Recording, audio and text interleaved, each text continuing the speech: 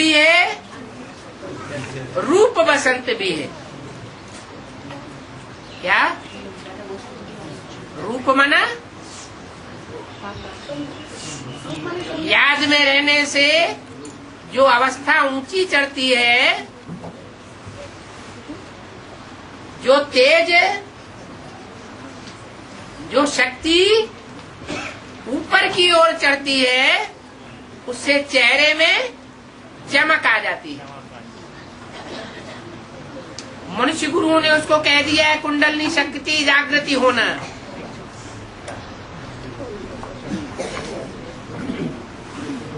तो शक्ति जो चेहरे में चढ़ जाती है, उससे रूहानियत बढ़ जाती है। और करते करते ये अभ्यास एक टाइम ऐसा आता है कि वो शक्ति नीचे जाती ही नहीं, ऊपर की ओर चढ़ने की स्वभाव वाली हो जाती है। उसको कहते हैं ऊर्ध्वरेता। स्त्री पुरुष की रजवीरी की शक्ति ऊपर चढ़ने की स्वभाव वाली हो जाती है। और जब ऐसी शक्ति, ऐसा अभ्यास पक्का हो जाता है,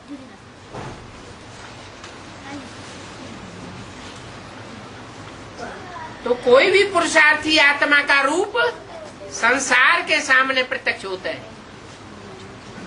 जिसे कहते हैं अव्यक्त स्टेज। बाप कहते हैं मैं रूप भी हूं तो बसंत भी हूं। क्या एक ही आत्मा रूप और एक ही आत्मा बसंत है?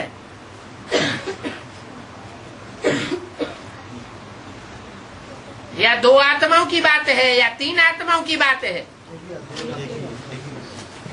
एक आत्मा रूप भी है और एक आत्मा बसंत भी है। रूप और बसंत की जोड़ी है या एक है?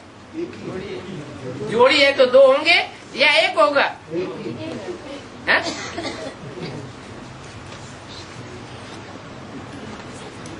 पर्सनालिटी एक है लेकिन दो है। पर्सनालिटी एक है लेकिन पार्ट बजाने वाली आत्माएं दो हैं।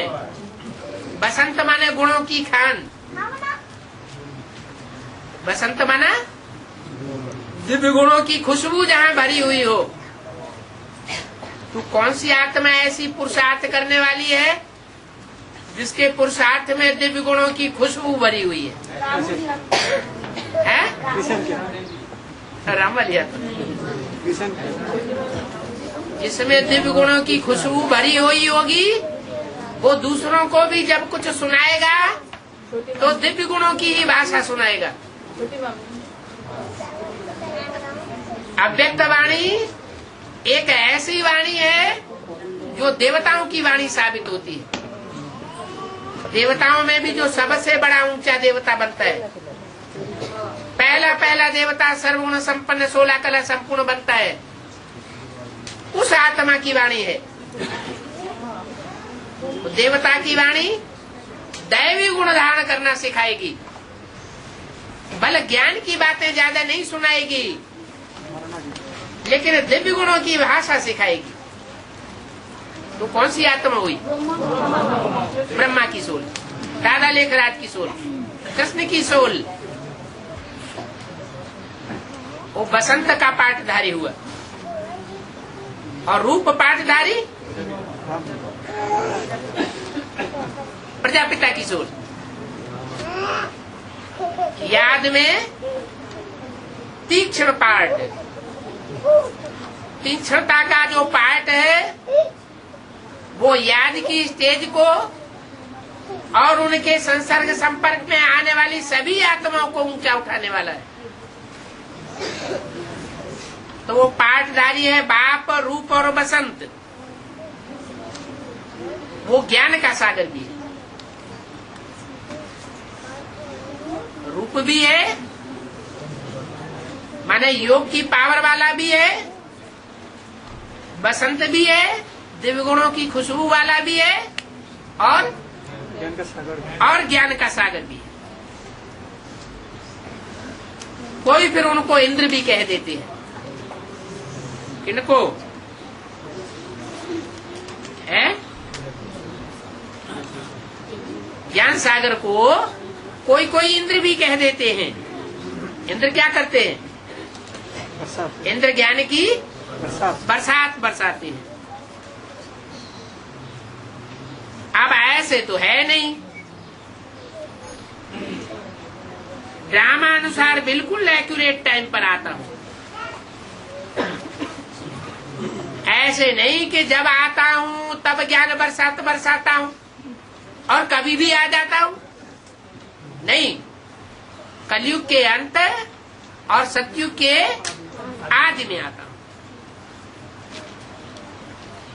आकर के बच्चों को अविनाशी ज्ञान रत्नों से श्रृंगार करता हूं। कैसे ज्ञान रत्नों से? अविनाशी ज्ञान रतन। दुनिया में मनुष्य गुरुओं के द्वारा जो ज्ञान दिया जाता है वो विनाशी रतन है, अविनाशी नहीं है, क्योंकि अविनाशी दुनिया को स्थापन नहीं करते। मैं जो ज्ञान रतन देता हूं उनसे अविनाशी दुनिया की स्थापना होती है। ये रतन लाखों रुपए के हैं। भक्ति मार्ग में तो लाखों को और ही घुमाए देते हैं। तुम समझते हो हम यहाँ आते ही हैं नर से नारायण बनने के लिए, नारी से लक्ष्मी बनने के लिए। तो बाप कहते हैं मुझे याद करो। क्या क्या से क्या बनने के लिए? नर से नारायण बनना है और नारी से लक्ष्मी बनना है।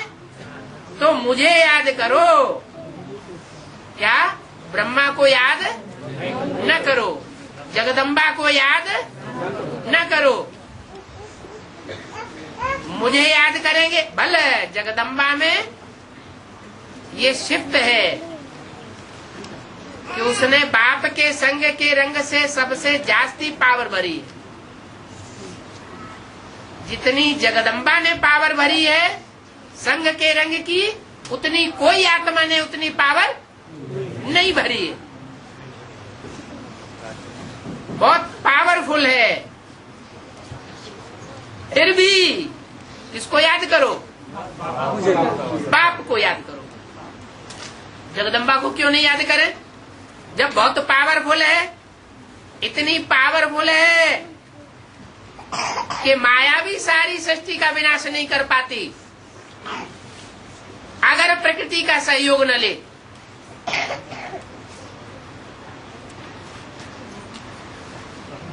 जगदम्बा का सहयोग न ले।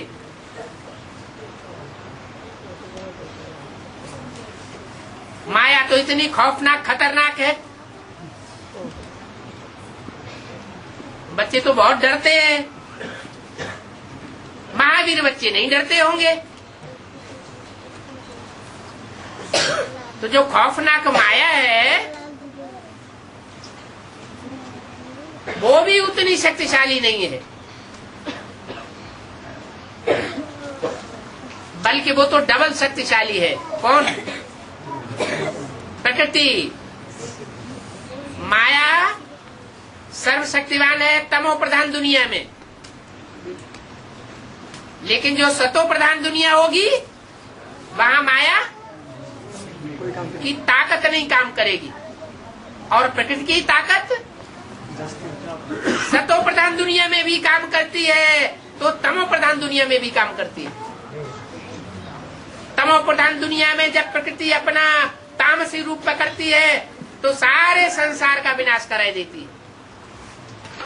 दुनिया के बड़े बड़े संगठन हिलने लग पड़ेंगे। बैलगाड़ियां, अटारियां ताश के पत्तों की तरह बिखरने लग पड़ेंगी।